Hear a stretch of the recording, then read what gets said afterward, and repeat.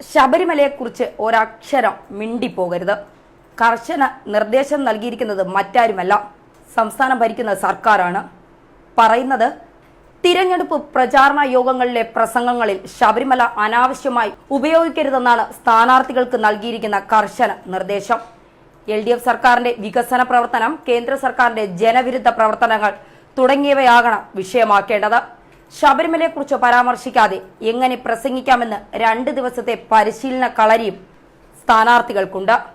തെരഞ്ഞെടുക്കപ്പെടുന്നവർക്ക് പ്രത്യേക പരിശീലനവും LDF നൽകുന്നുണ്ടെന്നാണ് റിപ്പോർട്ടുകൾ. പ്രചാരണ യോഗങ്ങളിൽ പ്രസംഗിക്കാൻ നിയമസഭാ മണ്ഡല തലത്തിൽ 100 പേരെ വീതം പരിശീലിപ്പിക്കും.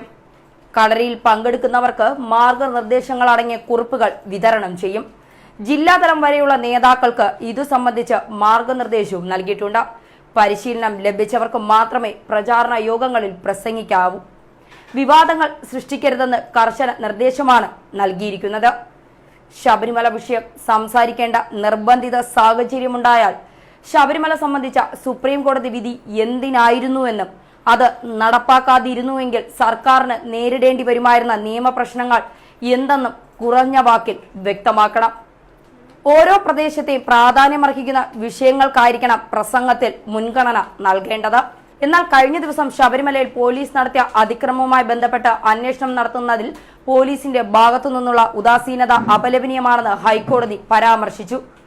വാഹനങ്ങൾ പോലീസ് അടിച്ചു തകർത്തും മറ്റുമുള്ള ആരോപണങ്ങളാണ് കോടതി ഇന്നലെ പരിഗണിച്ചത്.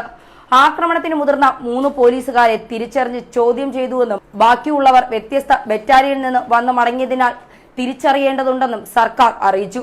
തിരഞ്ഞെടുപ്പായതിനാൽ അവരെ മാറ്റിയിട്ടുണ്ടാകുമെന്നും പറയുന്നു. ഈ വാദം വിശ്വസനീയമല്ലെന്നും കോടതി വാദത്തിനിടെ പറഞ്ഞു. അന്വേഷിക്കുന്ന ഉദ്യോഗസ്ഥർ കാര്യശേഷിയുള്ളവരാണോ എന്ന് ആരാഞ്ഞു. തിരിച്ചറിഞ്ഞതായി പറയുന്ന 3 പോലീസുകാർക്കെതിരെയുള്ള അച്ചടക്ക നടപടിയുടെ കാര്യം സർക്കാർ പറയുന്നില്ലെന്നും കോടതി ചൂണ്ടിക്കാട്ടി. ശബരിമലയിൽ നിലവിൽ ക്രമസമാധാന പ്രശ്നങ്ങളില്ലെന്നും സമാധാന അന്തരീക്ഷം തകർക്കാൻ ആരും ശ്രമിക്കരുതെന്നും കോടതി പരാമർശിച്ചു. ശബരിമലയിലെ മതനിരപേക്ഷ സംവിധാനത്തിന് പോറൽ വരുത്താൻ ആരും മുതിരുതെന്നും വാദത്തിനിടെ കോടതി വ്യക്തമായി പറയുന്നു. ന്യൂസ് ഡെസ്ക് മലയാളി വാർത്ത.